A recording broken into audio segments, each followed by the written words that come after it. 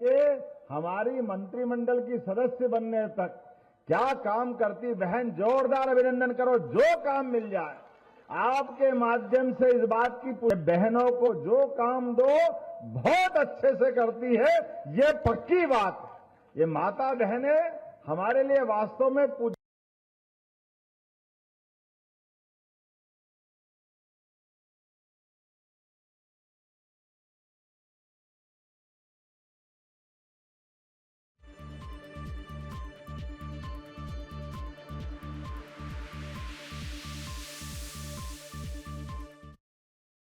देश, लेकिन एकमात्र देश भारत है जो अपनी माता बहनों से देश को, हमारे नवग्रह में पृथ्वी माता को मातृ सत्ता से जोड़ते हैं। यह हमारा सौभाग्य है और इसीलिए प्रधानमंत्री नरेंद्र मोदी जी के लिए भी जोरदार अभिनंदन करो, हमारे यशस्वी प्रधानमंत्री के लिए। धीरे धीरे करके माता बहनों के लिए कितना काम कर रहे हैं। आने वाले 2029 के बाद 33% आरक्षण बहनों को मिलने वाला है। जोरदार अभिनंदन करें। यह लोकतंत्र के अंदर सबसे बड़ा सम्मान है। हमारी अनुसूचित जनजाति वर्ग से आने वाली महामहिम राष्ट्रपति जी के लिए भी पहली बार उड़ीसा की हमारी बहन, मैं इसलिए बात कह रहा हूं कि ये धरती कर्पूरी ठाकुर जी की भी धरती है। जोरदार अभिनंदन करें हमारे कर्पूरी ठाकुर जी के लिए, जिनको भारत रत्न का सम्मान देने का काम किसी ने किया है। तो एनडीए सरकार के माध्यम से हुआ। जोरदार मोदी जी के लिए और नीतीश कुमार जी के लिए अभिनंदन करें। हमारे हर एक नायक जिसने सभी वर्गों के कल्याण के लिए काम किए, छोटे से छोटे समाज के व्यक्ति को भी जोड़ करके लोकतंत्र में सम्मान के साथ आगे खड़ा करना, ये व्यक्ति जो लंबे समय तक काम करते हैं, लेकिन बड़े दुर्भाग्य के साथ कहना पड़ेगा, कांग्रेस केवल वोट मांगती है, जमाने भर की बात करती, लेकिन जब कभी भारत रत्न का मौका आए तो अपने खानदान के अलावा कोई दिखता नहीं उनको।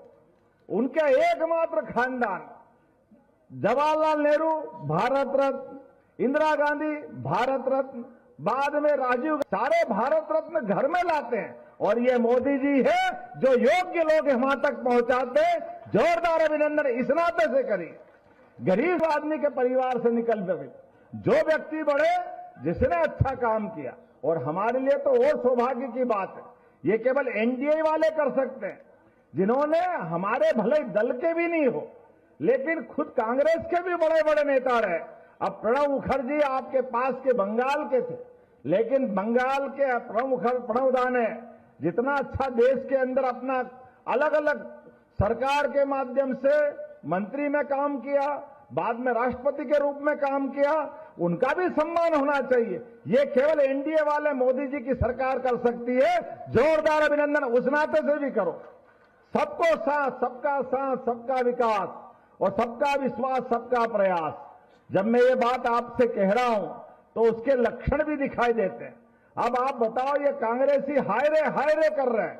बहनों के हाथ में 10,000 तो क्या दिए, ऐसा लग रहा है इनकी जेब कट गई। छाती पीट रहे हैं, रो रहे हैं नाम से, तुमने तो कभी दिए नहीं। ये हमारे अपने एनडीए की सरकार नीतीश बाबू की। जोरदार अभिनंदन करो माता बहनों के लिए। और जो संजय भैया सही कह रहे थे, अभी तो ये 10,000 दिए, आने वाले समय में 2 लाख तक भी बहनों को देंगे। ये हमारी घोषणा की बात है। और किसानों को सम्मान निधि, सीमा पे जवान और खेत में किसान, दोनों को समान दृष्टि से देखने का भाव यशस्वी प्रधानमंत्री का है। पहली बार किसान को सम्मान निधि देकर के उसके पसीने की कीमत करने का काम, उनकी मेहनत से पूरे देश का पेट भरता है। ऐसे किसानों को प्रणाम करता हूं, आपका अभिनंदन करता हूं। पहली बार किसान सम्मान निधि अगर किसी ने दी है तो हमारी एनडीए की सरकार और माननीय प्रधानमंत्री नरेंद्र मोदी जी के माध्यम से मिली। 6,000 से बढ़ाकर अब तो घोषणा पत्र में 9,000 देने वाले हैं। जोरदार अभिनंदन करो। ये धीरे धीरे बढ़ता जा रहा है और कितना सुखद संयोग है। मां सीता मैया के ननिहाल से आप सब आते हैं। हमारे लिए भी आदर का केंद्र है बिहार, और ये मिथिलांचल का पूरा बेल्ट, और आज इसका आनंद तो और बढ़ गया। लेकिन कांग्रेस के लोगों को तो अपना प्रत्याशी नहीं उतारना चाहिए था, जो पाप भगवान राम के साथ किया।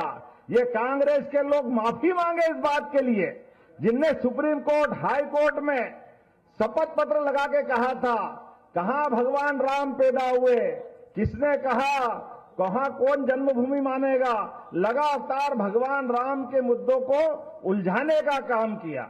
यशस्वी प्रधानमंत्री ने सुप्रीम कोर्ट के निर्णय के बाद भगवान राम के नाम पे जब देखो तब कांग्रेस और उनके लोग दंगे कराते थे।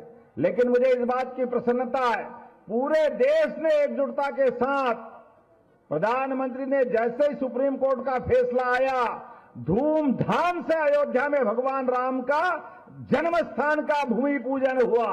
ये हमारे लिए सौभाग्य की बात है, क्योंकि बिहार के तो अलग रिश्ते हैं माता सीता के माध्यम से। अयोध्या, उत्तर प्रदेश, बिहार अलग दौर में जाते हैं। और उतना ही नहीं, आज भगवान राम का गगनचुंबी अगर मंदिर बन के देवालय तैयार हुआ तो ये भी प्रधानमंत्री के माध्यम से हुआ। पूरे देश में कहीं दंगे नहीं हुए, हिंदू मुसलमान सबने मिलकर के आनंद मनाया। लेकिन कांग्रेसी बताए, राहुल गांधी, प्रियंका गांधी, सोनिया गांधी, इनको भगवान राम के मंदिर में किसने दर्शन करने जाते देखा क्या? कोई गए क्या अयोध्या?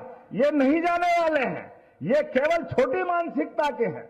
इसलिए आज के इस अवसर पर हमको ये भी याद रखना पड़ेगा कि हमारे देश के जो मान बिंदु है, जिनके आधार पर देश की दुनिया में पहचान बनती है, भगवान राम और कृष्ण के नाम से पूरा देश दुनिया जानती है। दुनिया में कहीं भी भारत का आदमी जाए और वह कहे कि वो लोग पूछेगा आप कहां से आए, तो वो बताए कि मैं राम और कृष्ण की धरती से आया हूं, तो अपने आप दुनिया समझ जाती है हिंदुस्तान से आते हैं, ऐसा पवित्र देश हमारा है। लेकिन ये कांग्रेसी लगातार एक के बाद एक हमारे सनातन संस्कृति के इन मान बिंदुओं पर भी अड़चने पैदा करते आए। लेकिन माननीय प्रधानमंत्री के नेतृत्व में आज सांस्कृतिक राष्ट्रवाद के आधार पर धार्मिक पर्यटन के माध्यम से अरे लोगों की जिंदगी बेहतर हो सकती है। धार्मिक पर्यटन के केंद्र के माध्यम से भी हमारे जो आस्था के केंद्र है वो भव्य दिव्य तीर्थ बनना चाहिए। आनंद के साथ सारे देश के लोग आ जा सके, वो सारी व्यवस्था वहां होना चाहिए, सारे प्रबंधन करना चाहिए। इसलिए आज सौभाग्य की बात है, मैं अपने बीच जब ये आपसे बात कर रहा हूं कि भगवान राम और कृष्ण की उस धरती पर अगर अयोध्या में मंदिर बना तो उसमें सबसे बड़ा योगदान सुप्रीम कोर्ट के बाद एनडीए की सरकार का है। जोरदार अभिनंदन करें। और जब भगवान राम का मंदिर बना, काशी विश्वनाथ का भी आनंद आया। गंगा जी का संबंध बिहार से लेकर बनारस तक है। गंगा जी की इस पूरी धारा की पवित्रता में बाबा का आशीर्वाद है। और जब काशी विश्वनाथ बना, मैं उज्जैन से आता हूं, 2022 के बाद उज्जैन की दशा बदली। बाबा महाकाल के महालोक के बनने के बाद पहले 30-40 लाख लोग आते थे उज्जैन, आज 7 करोड़ से ज्यादा लोग आते हैं उज्जैन में देव दर्शन करने के लिए। पूरे देश से आते हैं। आपकी भी सबकी इच्छा होगी कि नहीं होगी उज्जैन आने की? बोले महाकाल महाराज की। चुनाव के बाद आप सबको भी निमंत्रण दे रहा हूं, आप सब भी आइए दीदी, भव्य जीत के साथ एक बार उज्जैन दर्शन करने आइए। लेकिन उज्जैन की बात करते हुए जब मैं बात कर रहा हूं कि धार्मिक पर्यटन से सबका जीवन बदलता है, ठेले वाले, गाड़ी वाले, होटल वाले, कोई छोटे मोटे काम करने वाले, सबको आवागमन के आधार पर सबकी जिंदगी बदलती। ऐसे में आज यहां सीता माता के लिए भी माननीय प्रधानमंत्री के माध्यम से एनडीए सरकार ने घोषणा की, जहां जहां सीता मैया के धाम होंगे सबके लिए तीर्थ बनाने वाले हैं। जोरदार अभिनंदन करो ये सीता मैया के लिए भी धार्मिक पर्यटन का केंद्र बने। और उतना ही नहीं, बहुत सारे प्रकार से। लेकिन बड़े दुर्भाग्य के साथ कहना पड़ेगा, जब हमने अयोध्या का आनंद लिया, भगवान राम का जय जयकारा लिया, आज वहां भगवान राम मुस्कुरा रहे हैं, तो भगवान गोपाल कृष्ण ने क्या बिगाड़ा है? आनंद आना चाहिए कि नहीं आना चाहिए? बोलो कृष्ण कन्हैया लाल की। जब यहां आए बाबा महाकाल के महालोक पे आनंद आया, कात का आनंद आया, तो आने वाला समय तो हमारे मथुरा का ही है। मां गोपाल कृष्ण मुस्कुराना चाहिए कि नहीं मुस्कुराना चाहिए? कांग्रेस की आपके दरवाजे आए तो उनसे बोलना, आप कहते नहीं राम हमारे भी है, हम भी कह रहे हैं।